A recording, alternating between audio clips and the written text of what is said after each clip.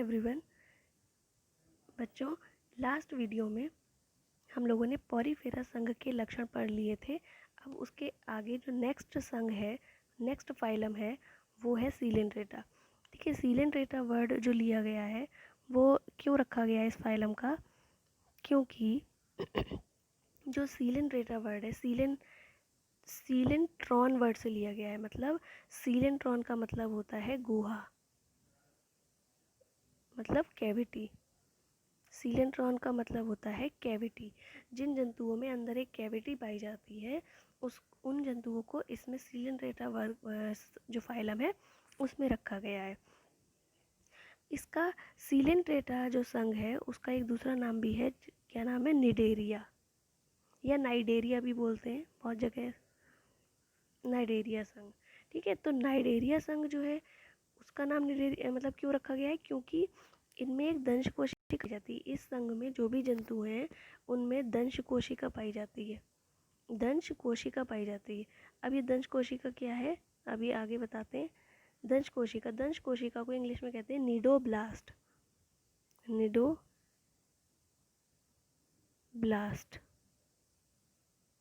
तो निडोब्लास्ट नाम से ही इस संघ का नाम क्या पड़ गया? निडेरिया संघ। ठीक है, जल्दी आगे अगले कैरेक्टर्स बताते हैं। देखिए, अब जो इस संघ के जो जंतु होते हैं वो मोस्टली कैसे होते हैं? जलीय होते हैं, और अधिकांशतः कहाँ पाए जाते हैं? समुद्र में पाए जाते हैं। ठीक है, और ये सिमेट्रिकल होते हैं। सिमेट्रिकल सबसे पहले जो मैंने कैरेक्टर्स पढ़ाए थे, बेसिक मतलब थोड़े स्पेशल कैरेक्टर्स जो थे एनिमल्स के, कि कौन सिमेट्रिकल होते हैं, कौन जो दो भागों में बढ़ जाते हैं वो सिमेट्रिकल होते हैं, जो नहीं बढ़ पाते वो एसिमेट्रिकल होते हैं। ये सब मैंने आपको बता चुकी हूँ पहले ही। तो ये जो एनिमल्स होते हैं वो कैसे होते हैं? सिमेट्रिकल होते हैं। मतलब अगर इन्हें दो भागों में काटा जाए तो ये बट जाएंगे। ठीक है, अब इसमें कौन सी सिमेट्री पाई जाती है ये भी बताती हूँ मैं। फिर उसके बाद जो इसका नेक्स्ट कैरेक्टर है वो ये है कि इनका शरीर जो होता है वो कैसा होता है? ऊतकीय स्तर का होता है। अभी इससे पहले वाला संघ जो पढ़ा था आपने, वो उसमें जो बॉडी थी, एनिमल बॉडी, वो कैसी थी? सेलुलर लेवल की थी, यानी कोशिकीय स्तर की थी। ठीक है, तो ये है हाइड्रा का डायग्राम। नाइडेरिया संघ का ही एक एनिमल है, उसका ये मेंबर है। तो इसमें क्या है? सबसे पहले अंदर मैंने आपको अभी बताया कि क्या पाया जाता है? एक कैविटी, यानी उसे ये कैविटी है, इस कैविटी को बोलते हैं gastrovascular cavity. Gastrovascular cavity, gastric word जो लिया गया है वो स्टमक से लिया गया है। मतलब हमारा जो पाचन की क्रिया होती है ना, पाचन की क्रिया से संबंधित है ये गैस्ट्रो वर्ड, तो इसीलिए इसका नाम रख दिया है गैस्ट्रोवेस्कुलर कैविटी। ठीक है, अब इसकी जो बॉडी होती है वो दो लेयर्स में होती है, एक एपिडर्मिस और दूसरी अंदर गैस्ट्रोडर्मिस। मतलब अंदर वाली जो लेयर होती है उसे गैस्ट्रोडर्मिस कहते हैं और बाहर वाली लेयर को एपिडर्मिस कहते हैं। और बीच में एक जेली जैसा पदार्थ भरा रहता है, मतलब जेली जैसी एक लेयर होती है, उसे बोलते हैं मीजोग्लिया। क्या बोलते हैं? मीजोग्लिया।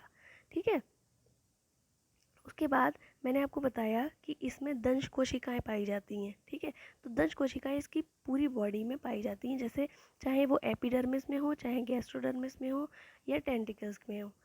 टेंटिकल्स मतलब इसके जो ऊपर वाला भाग होता है, इसके चारों तरफ ये लंबी लंबी जो संरचनाएं आपको दिख रही हैं, ये सब क्या है? टेंटिकल्स।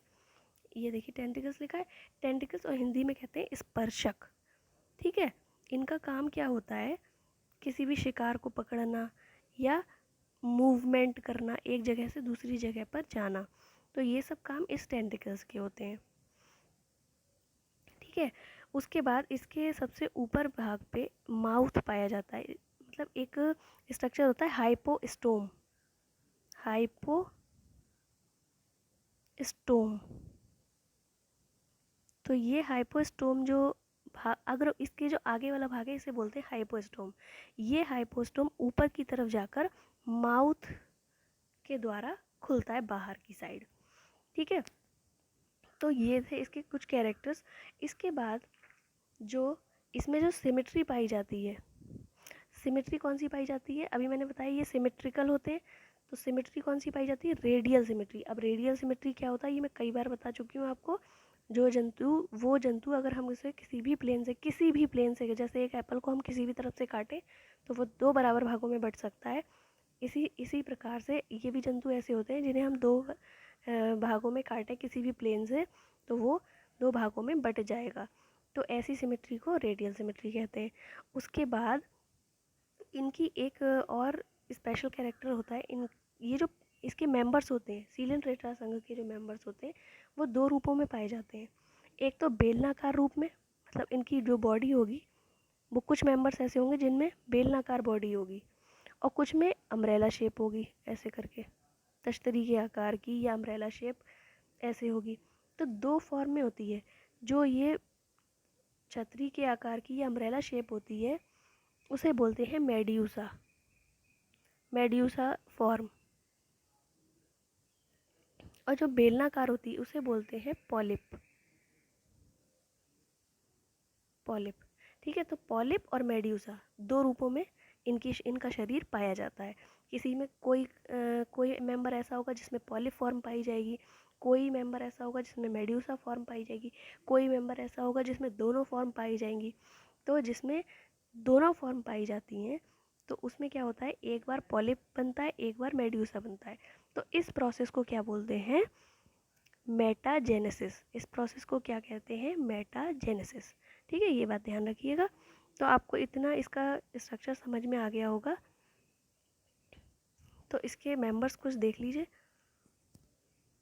अब ये देखिए, ये मैंने अभी बताया इसमें दंश कोशिका पाई जाती है, तो ये एक अलग से डायग्राम है दंश कोशिका का। ये निडोब्लास्ट लिखा है, अभी मैंने आपको बताया निडोब्लास्ट सेल होती है जिसके नाम पर इसका संघ का नाम क्या रख दिया गया है, निडेरिया संघ। तो ये निडोब्लास्ट सेल पाई जाती है। ये निडोब्लास्ट जो कोशिका होती है, दंश कोशिका, ये अपना भोजन पकड़ने में, अपनी रक्षा करने में इसका ये काम होता है, सहायक होती है। ठीक है, ये अपनी इस दंश कोशिका के माध्यम से, ये दंश का मतलब क्या होता है, एक मतलब कटीला स्ट्रक्चर कोई, या मतलब नुकीला, जिससे दंश कांटे लाइक स्ट्रक्चर। ठीक है, तो इसमें ये दंश कोशिका पाई जाती है। तो इनके द्वारा ये अपना भोजन भी पकड़ लेती है, और क्या होता है, हाइड्रा क्या करता है, अपना भोजन ग्रहण कर सकता है और अपनी सुरक्षा भी कर सकता है बाकी जंतुओं से। ठीक है, तो ये निडोब्लास्ट कोशिका पाई जाती है। उसके बाद देखिए, ये निडोब्लास्ट सेल जब रेस्टिंग मोड में होती है, मतलब कुछ इसका वर्क नहीं होता, तब तो ये ऐसी रहती है कोइल्ड। और जैसे ही इसके पास मान लीजिए कोई आया, ठीक है, कोई एनिमल आया इसको हार्म पहुंचाने, नुकसान पहुंचाने, तो ये एकदम से खुल जाती है। ये देख रहे हैं आप, ये खुल जाती है बाहर की साइड। तो इस प्रकार से ये उस जंतु को नष्ट भी कर सकती है और अपना भोजन भी पकड़ सकती है। ठीक है, और देखिए, ये मैंने बताया कि इसके कुछ मेंबर्स होते हैं, कुछ पॉलिप फॉर्म में पाए जाते हैं, कुछ मेड्यूसा फॉर्म में पाए जाते हैं। तो ये आपको कौन सी फॉर्म लग रही है, ये कौन सी छतरी नुमा है ना, अम्ब्रेला शेप्ड। तो अम्ब्रेला शेप्ड है, इसका मतलब ये कौन सी फॉर्म है, मेड्यूसा फॉर्म। तो ऑरेलिया जो होता है, ये ऊपर लिखा है ऑरेलिया, ये किस फॉर्म में पाया जाएगा, ये किस फॉर्म में पाया जाता है, मेड्यूसा फॉर्म में। ठीक है, अगला ये है ओबेलिया, वो था ऑरेलिया, ये है ओबेलिया। ये किस फॉर्म में, बेलनाकार है ना, देखिए इसकी पूरा स्ट्रक्चर कैसा है, बेलनाकार। तो ये कैसे फॉर्म में है, पॉलिप फॉर्म में। ठीक है, ये है सी एनीमोन, ये किस फॉर्म में लग रहा है, एक देखिए छतरी के आकार का स्ट्रक्चर है। तो ये भी कैसा है, मेड्यूसा फॉर्म में। ठीक है, इसका नाम है सी एनीमोन, ऊपर लिखा है सी एनीमोन। तो ये सारे जो मेंबर्स हैं, ओबेलिया, ऑरेलिया, सी एनीमोन, ये सारे सीलेंड्रेटा संघ के प्राणी हैं। अब देखिए एक वीडियो जिसमें किस प्रकार से जो हाइड्रा होता है वो टेंटिकल्स और मतलब जो स्पर्शक होते हैं उसकी मदद से अपने भोजन को पकड़ता है। देखिए,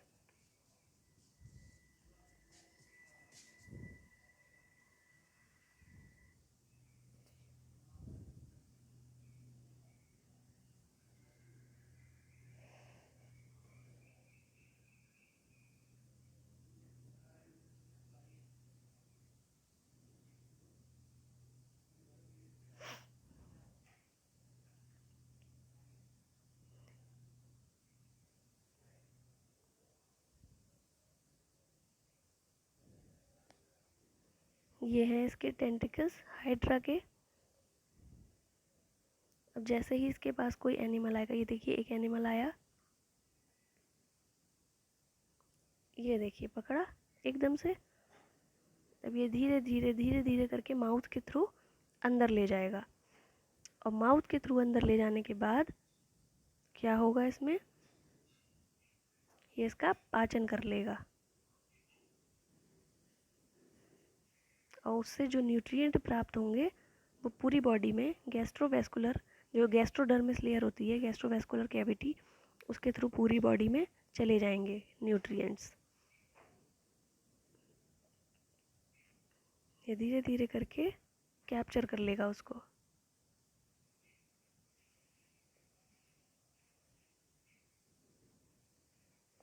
देखिए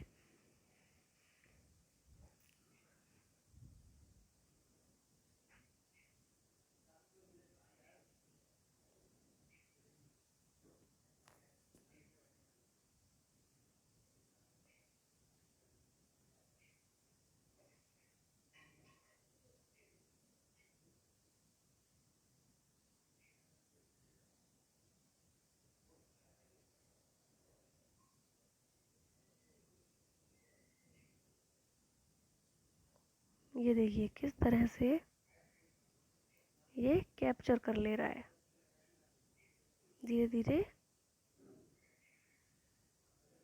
इसने इसको कैच कर लिया, पूरा जो है अंदर ले गया बॉडी के।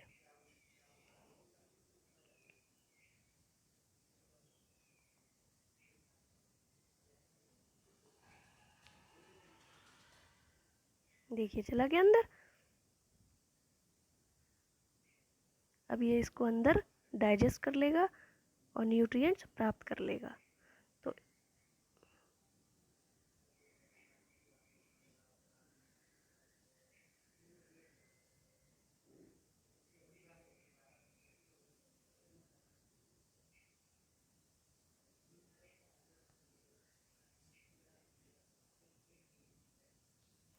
तो इस तरीके से आपने देखा कि निडोब्लास्ट जो थी वो किस तरीके से वर्क करती है।